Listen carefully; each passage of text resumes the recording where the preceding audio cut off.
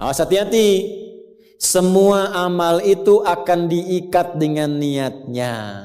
Dengan niat itulah diberikan oleh Allah dua hal. Satu, berpahala atau tidak. Jadi investasi akhirat atau tidak. Yang kedua, kesungguhan kita untuk mencapai itu. Jadi bapak ibu ini punya pekerjaan nih, ya. Serius tidaknya tergantung motivasi niatnya. Kalau bapak niat bakal serius, kalau nggak niat gak akan serius. Anda jadi tentara nih, kalau niat betul jadi tentara akan sungguh-sungguh. Kalau nggak niat ya biasa-biasa saja, ada tugas kerjakan, nggak ada santai. Anda kuliah kalau niatnya benar, sungguh-sungguh belajarnya. Duduk paling depan, dengarkan dengan baik, catat, gak paham nanya. Makanya masuk dengan keluar beda. Masuk belum paham, keluar sudah paham. Ini duduk, masuk kelas, duduk di kursi barisan belakang. Duduk di kelas, bangku deretan belakang. Gitu kan, di dalam kelas penuh dengan obrolan. Dengan pikirin. Gak pernah nanya, pulang. Mau ujian, minggu tenang jadi minggu gelisah. Pinjam catatan teman. Nah itu belum niat, gak niat tuh kuliahnya. Ya, kalau mau niat tuh sungguh-sungguh pasti serius. Jadi semua pekerjaan itu akan jadi tercapai hasilnya kalau sungguh-sungguh, kalau serius. Serius. Ya, jadi kalau melamar sekali ditolak, kedua kali, terus, 3 kali, 4 kali. Ya, kalau tidak ada di tempat itu, cari tempat lain. Ada seorang pemain biola tingkat tinggi, itu biolanya saja harganya puluhan miliar. Kalau sekali konser, itu tarif konser biola itu bisa di atas 1-2 miliar. Tiba-tiba dia coba iseng ngamen di pinggir jalan. Ya, jadi kalau kita di kereta di New York itu ada stasiun, di situ suka ada yang ngamen-ngamen itu. Iseng beliau ngamen, gak ada yang tahu kalau itu pemain biola termahal di dunia. Begitu memainkan musiknya, bagus musiknya, yang dikasih cuma recehan. Sekian sen. Dapatnya berapa? Ya cuma sekian dolar, 4-5 dolar aja. Padahal ini kalau manggung tarifnya bisa 2 miliar.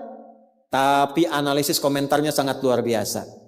Ternyata manusia itu, perhatikan, kalau ingin sukses harus pandai menempatkan diri. Dia dihargai murah itu karena di tempat yang memang tidak mengetahui siapa dia.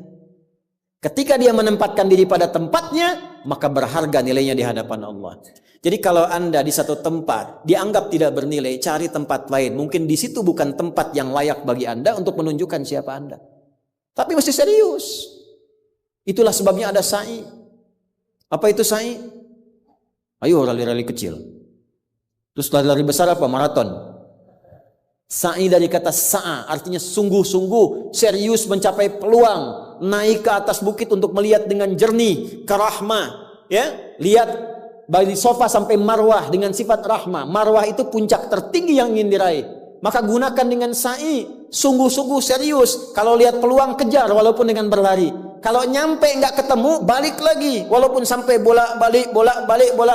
Pada akhirnya pasti ditemukan yang cocok dengan kita. Sungguh-sungguh. Nah ini Jadi kalau Anda ingin serius, ingin sukses, ya, mencapai sesuatu apapun serius. Yang sekolah serius nih, ya, perwira masuk mau sekolah serius. Ya, jangan mengandalkan joki. Ayo serius supaya ilmunya benar. Ya, urutkan. Anda juga sama nih yang di kampus-kampus dan sebagainya tuh. Ya, kuliah yang betul. Kan mau Indonesia emas tuh 2045. Bagaimana bisa dapat emas kalau nggak sungguh-sungguh? Itu yang kemarin PON tuh. Kalau nggak serius nggak dapat emas. Nah, yang kedua begini. Kalau cuman pakai yang pertama, yang belum beriman pun dapat itu. Terus faedahnya kita beriman apa? Ya, gini ya. Ini ada yang belum beriman, non-muslim. Kerja serius. Anda sudah beriman, kerja serius juga, sama-sama serius. Dua-duanya sukses. Lalu manfaat imannya apa? Tuh. Ini untuk menjawab pertanyaan begini, Pak abdi teh muslim. Nah, non muslim teh tiasa sukses, kaya, abdi teh kaya. Saya sholat tapi nggak kaya-kaya. Nah, itu pertanyaan yang salah. Supaya kaya itu penyebabnya bukan sholat, tapi serius, sungguh-sungguh. Kalau sungguh-sungguh kerja, sukses. Sungguh-sungguh belajar, sukses. Sholat itu, nah ini mendampingi kesuksesan dengan keberkahan. Kalau ingin berkah, sholat. Ingin nyaman, sholat. Sholat mendesain kesuksesan itu melahirkan falah, kebahagiaan yang mendamaikan. Makanya falah dalam bahasa Inggris definisinya success and happiness. Sukses dan bahagia. Balik ke sini, ke hadis tadi. Lalu apa manfaatnya di situ huruf ba itu? Niat itu apa? Merubah rutinitas menjadi ibadah. Ini yang mahal. Ini Pak, gini Pak ya. Bu. Ini apa Bu? Gelas. Isinya air. Fungsi air itu menghilangkan haus. Caranya minum. Tiap hari kita itu minum. Sesuatu yang dilakukan terus-menerus namanya rutin. Disifati jadi rutinitas. Minum itu rutinitas. Tidak minum bahaya buat ginjal. Minum kita. Tapi yang kedua begini. Gimana caranya rutinitas itu jadi ibadah? Tuh, minum tapi jadi ibadah. Apa fungsinya ibadah? Supaya dapat bekal. Bekal buat apa? Bekal buat pindah. Pindah kemana? Pindah ke alam baru ketika meninggalkan dunia. Siapa yang akan hidup selamanya di dunia? Ayo angkat tangan. Gak ada. Orang terkuat di muka bumi Firaun. Jaringannya luas, tentaranya banyak, hartanya melimpah, supportnya tinggi. Tapi sefiraun-firaunnya tewas juga. Selesai. Nah, artinya apa? Kita akan meninggalkan ini karena kehidupannya sementara.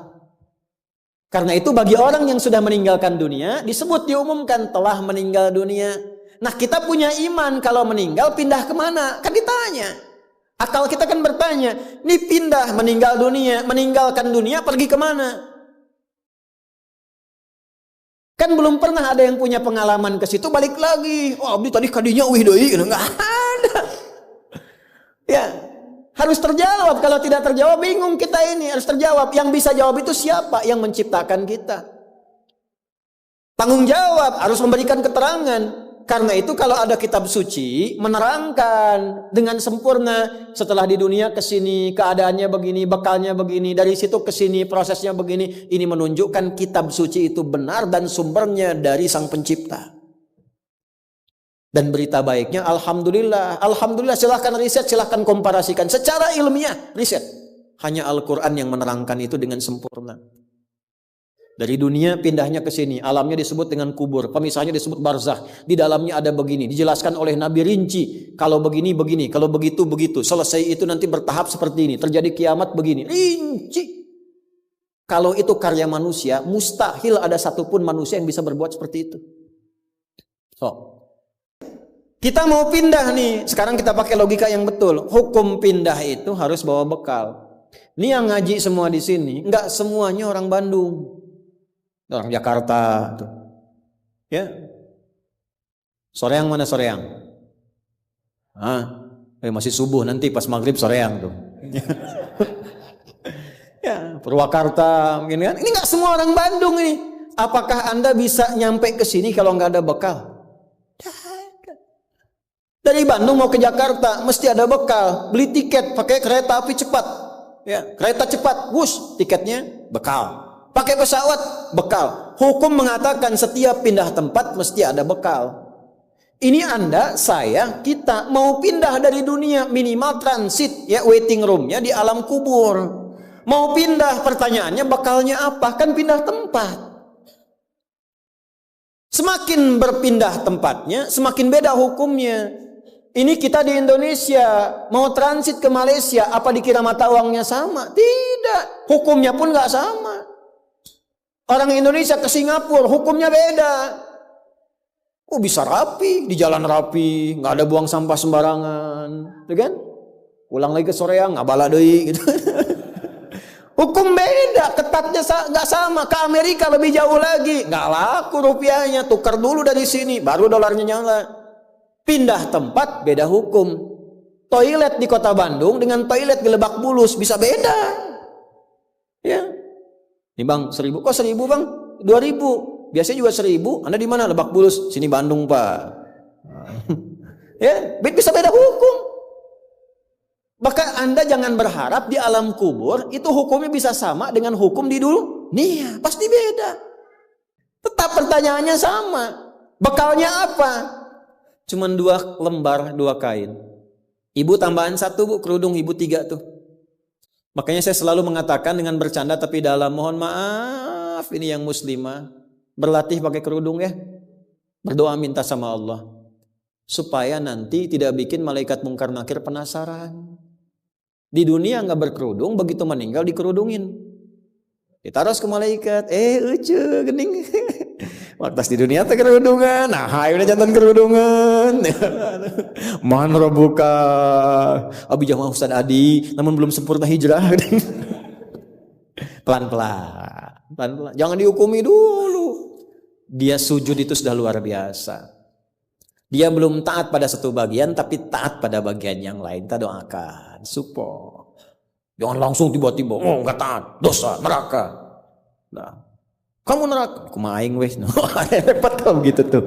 Ya, balik lagi, dikembalikan pada kebiasaan, pada kebaikan. Nah, sekarang mau pindah ke alam kubur, bekalnya apa? Kan mesti jelas.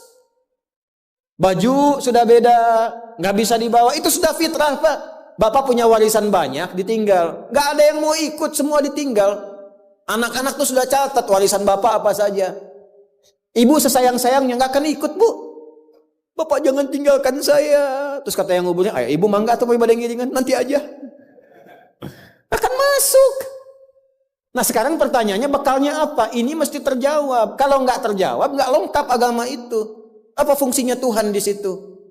Mesti menjelaskan. Nah di Islam itu dijelaskan. Bekal yang kita bawa pulang meninggalkan dunia itu, itulah yang disebut ibadah. Itu. Setiap dikerjakan ada poin ditulis. Poin itulah nama bekalnya. Namanya ajrun namanya. Lahum ajrun ghairu mamnun. Yang kita sebut dengan pahala. Yang menjadikan itu dapat, pahala itu diraih, bekal ibadah itu dapat, itulah niat. Itulah niat. Jadi pekerjaannya tidak berubah. Rutinitas tetap jalan. Minum tetap minum. Kerja tetap kerja. Makan tetap makan. Cuma dengan niat itu di saat yang sama cara minum itu langsung dinilai sebagai ibadah. Perintah Allah, malaikat tulis. Ya, berapa tulisnya? Sesuai kadar keikhlasannya, minimal 10.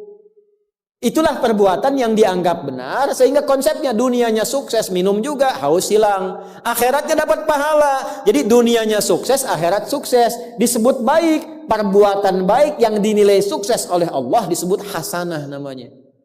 Makanya kita berharap dunia jadi hasanah, akhirat dikonfirmasi hasanah itu jadi pahala. Maka kita berdoa, Al-Baqarah ayat 201, Rabbana atina fid dunya wa fil akhirati wa qina.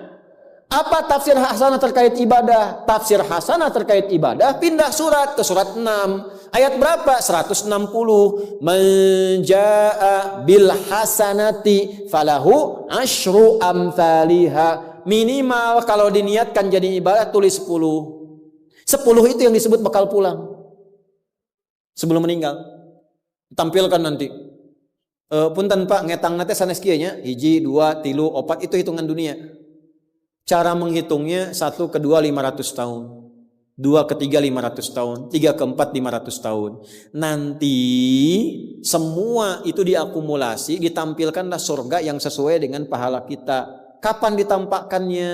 Saat sakaratul maut sebelum meninggal.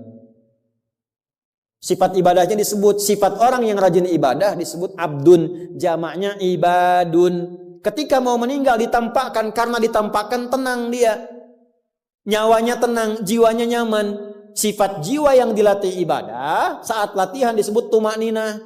Ruku anjeun, jangan dulu i'tidal sampai tumakninah. Sujud jangan bangkit dulu sampai tumakninah. Kebiasaan tumakninah punya sifat namanya mutmainnah. Makanya saat akan meninggal disebut ibadahnya, disebut mutmainahnya. Di mana? Quran surah 89 ayat berapa? Ayat 27 sampai 30. Ya ayyatuhan nafsul mutmainnah irji'i ila rabbiki radiyatan mardiyah fadkhuli fi ibadi, disebut ibadnya. Wadkhuli jannati, ditampakkan surganya. Ini surganya anjeun teh ieu tina amalan-amalan yang telah dilakukan selama hidup. Kalau yang nggak ada bekal, tampaknya yang jelek-jelek sesuai kebiasaannya. Ya. Kebiasaan dugem ditampakkan lenggel. Ini bingung, la ilaha illallah, geleng lagi, la ilaha geleng lagi. Yang biasa tahlil, biasa ngaji, wafat sesuai kebiasaan, sesuai ajalnya. Tampak. Nah, sekarang untuk mencari bekal itu bagaimana? Niatkan menjadi ibadah. Itu fungsinya itu mahal. Pembuktiannya setelah meninggal. Kalau bapak nggak percaya, ibu nggak percaya, dipertanyakan imannya. Silahkan saja nanti lihat setelah meninggal. Ya, cara merubahnya bagaimana? Nanti ada 3 bagian. Karena itu kata Imam Syafi'i, hadis ini sepertiga ilmu. Ilmu itu dipraktikkan lewat amal, makanya hurufnya sama. Ain, lam, mim saat belajar. Ain, mim, lam ditukar, lamnya ke belakang, mimnya ke tengah. Saat diamalkan hurufnya sama. Orang yang mengerjakan itu ain pakai alif, lam dan mim, alimun. Tempatnya alamun, tanda-tanda orang itu kenal Allah, maka dia pakai ilmu. Ilmunya dia amalkan, hurufnya sama semua. Ilmun, amalun, alimun, alamun. Allah disebutnya apa? Rabbil alamin, jama alhamdulillahi rabbil alamin. Jadi kalau kita pakai ilmu, gunakan. Begitu digunakan, tuliskan pahalanya.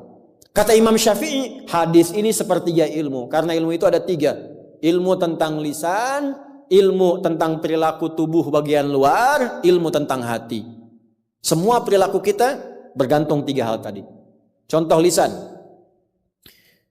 Panitia, kalau ada teh manis bagus banget itu. Enggak, ini contoh, bukan minta. Enggak, ini saya sudah ada minuman, enggak usah bikin teh manis. Contoh aja, contoh, ya. Kalau ada teh manis bagus banget itu. Itu lisan. Begitu lisan keluar, panitia langsung mikir, aduh, enggak dibikin tadi katanya. Maka coba di belakang dibikin, walaupun ustaznya bilang contoh, langsung bikin misal contoh gitu kan. Itu lisan. Kerjakan, siap kerjakan, komando, jalan, lisan. Jadi perilaku kita kadang bergantung lisan. Makanya ada ayat dan hadis tentang lisan. Hati-hati. Kepleset lisan lebih parah dibanding kepleset kaki. Bapak kepleset kaki bisa diluruskan lagi. Kepleset lisan lama Pak. Prajurit keluar dari sini, caci maki tuh panglima tuh. Jangan dipotong videonya ya. Contoh ini mah, contoh. Kepleset lisannya, selesai karirnya. Kepleset kakinya, masih bisa berjalan. Maka lisan tuh ada hukumnya sepertiga bagian hidup kita. Kedua nih, ujung kepala sampai ujung kaki, tangan bergerak, kaki melangkah.